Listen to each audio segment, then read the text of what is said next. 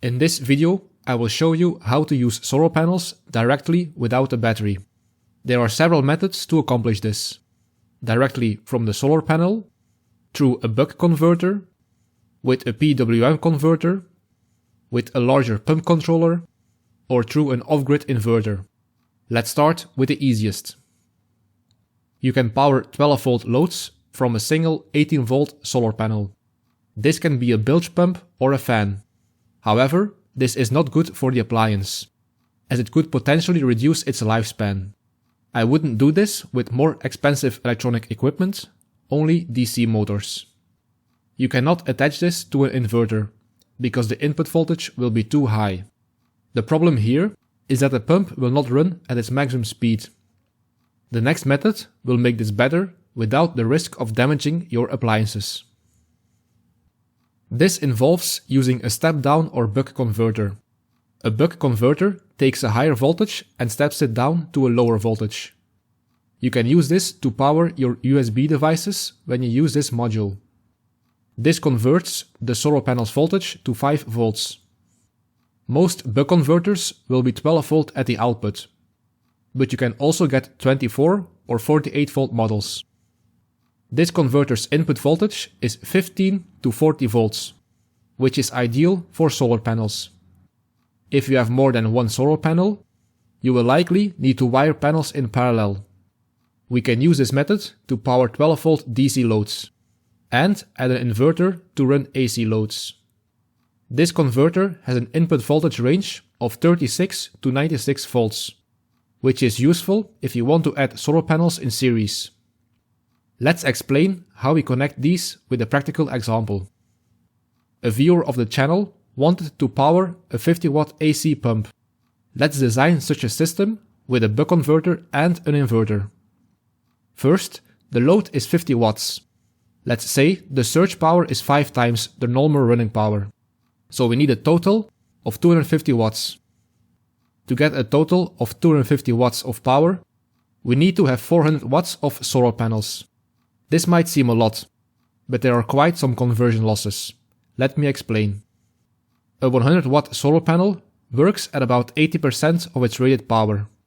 So 4 panels becomes a maximum input of 320 watts. We will use a buck converter rated for 12 volt output at 30 amps or 360 watts. The max input voltage is 96 volts. So we have to connect the panels in a 2S2P configuration. That is 2 sets of 2 panels in series and then connected in parallel. The efficiency of the buck converter is 90%. So we get 288 watts on the output.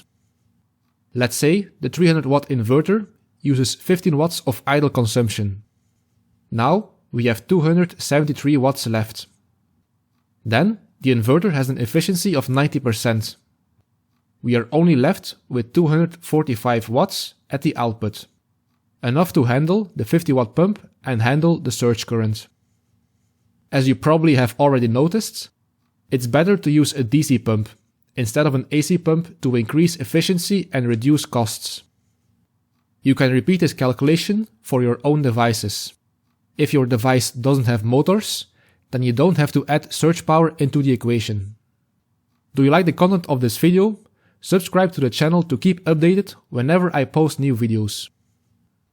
If you want to control the speed of DC motors, like a pump or a fan, then you can use a PWM Speed Controller.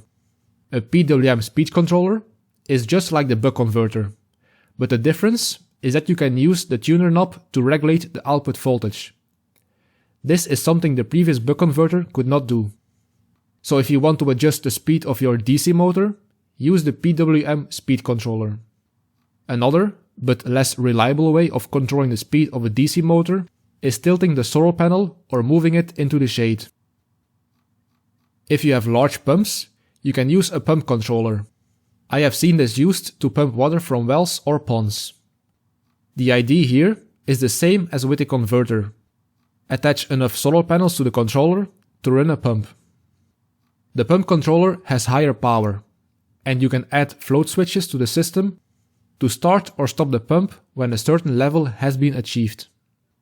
A pump controller is available in different voltages, like 12, 24, 48 or even 96 volts. These are only used for DC pumps, so there are less conversion losses. I will link some videos where people use these in the description. When buck converters are insufficient, you can use an off-grid hybrid inverter without batteries. This is the Growatt, which costs $650. I will link it in the description as well. This is the only hybrid inverter that I know of that can work without batteries. The larger the load, the more solar panels you need. The output is a pure sine wave with a maximum of 3000 watts. The solar panel's power must be greater than the load. The manual states that the MPPT input requires a minimum of 120 volts and a maximum of 250 volts, with a maximum solar input of 4000 watts. If we use these cells from Santen Solar, with a power rating of 365 watts and an open circuit voltage of 48 volts, we need to wire 10 panels in a 5S 2P configuration. That means 5 panels in series, times 2, and then in parallel. Then we have a VMP of 195 volts and the current of 18.66 amps for a total of 3650 watts. These panels cost $1,590 without shipping. The total cost including wires would be $2,400. However, adding a small battery will help start inductive loads like a motor, a fan or AC. Share which method you are going to use in the comments, so we can learn from each other. Want to learn more about off-grid solar power? Check my book in the description. A like would be highly appreciated. Thanks for watching, until next time.